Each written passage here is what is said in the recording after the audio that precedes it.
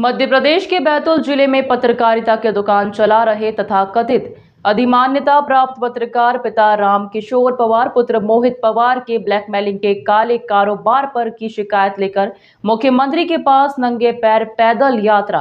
दलित पत्रकार राहुल नागले का मामला भी ठंडा पड़ा ही नहीं हुआ था कि एक बार फिर पिता पुत्र की ब्लैकमेलिंग का शिकार महिला जनप्रतिनिधि आई सामने। मीडिया के सामने आकर अपने ऊपर लगाए गए लांछन के खिलाफ मोर्चा खोल दिया है। मीडिया के सामने आकर अपने ऊपर लगाए गए लांछन के खिलाफ मोर्चा खोल दिया।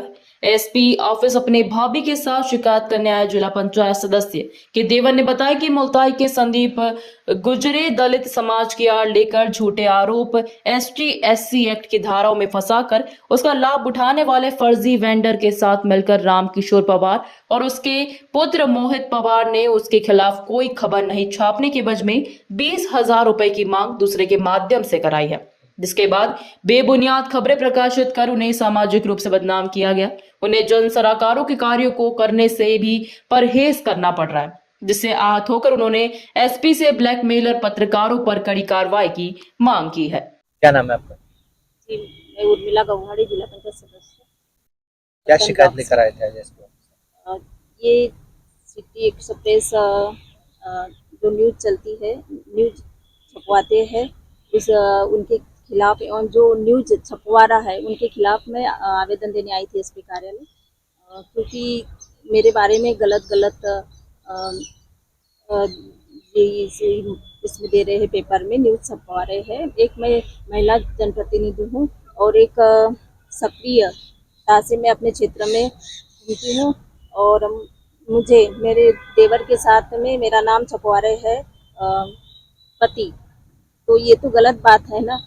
मेरी देवर है और पति नाम छपवा रहे हैं, इससे मेरी मानहानि हो रही है और मैं अपने क्षेत्र में घूम नहीं सकती हूँ। कोई गलत संदेह नज़र से मुझे देखते हैं, ऐसी मेरी मानहानि हुई है। और जो भी इस पेपर के संचालक है एवं जो न्यूज दे रहे हैं उनके खिलाफ सख्त कार्रवाई होनी चाहिए और मुझे न्याय मिलना चाहिए। क्या नाम है उनके पेपर? रामकिशोर पवार, उसके लड़के का नाम है मोहित पवार। ये दोनों बाप में बेटे मिलके गलत न्यूज छपवा रहे हैं और पेपर में देने वाले संदीप गुजरे के खिलाफ भी कार्रवाई होनी चाहिए,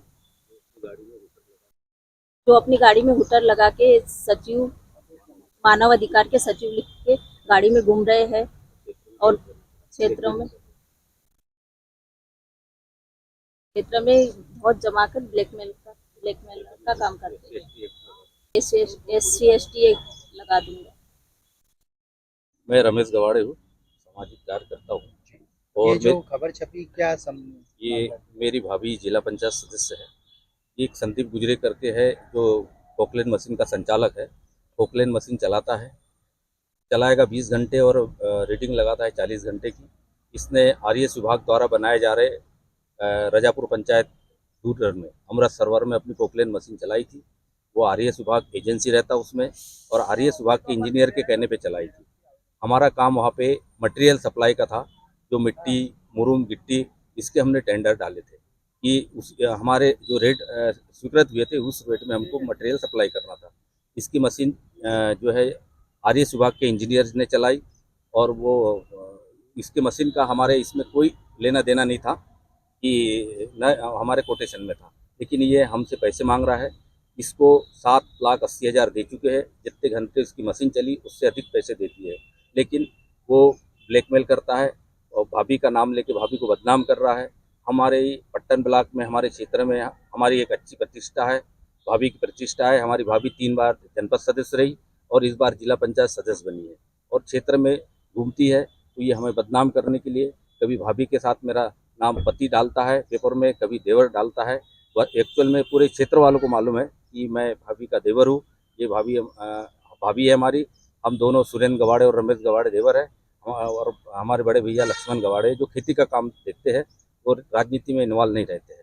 तो आज एसपी साहब से यही गुजारिश की कि जो संदीप गुजरे है, जो काले रंग की स्कॉर्पियो पे हूटर लगा के और सामने नेम प्लेट पे सचिव मानवाधिकार आयोग लिख के घूमता है और धोख जमाता है, कहता है कि मेरा कुछ नहीं बिगाड़ सकता कोई, क्योंकि मैं मानव अधिकार आयोग का सचिव हूँ।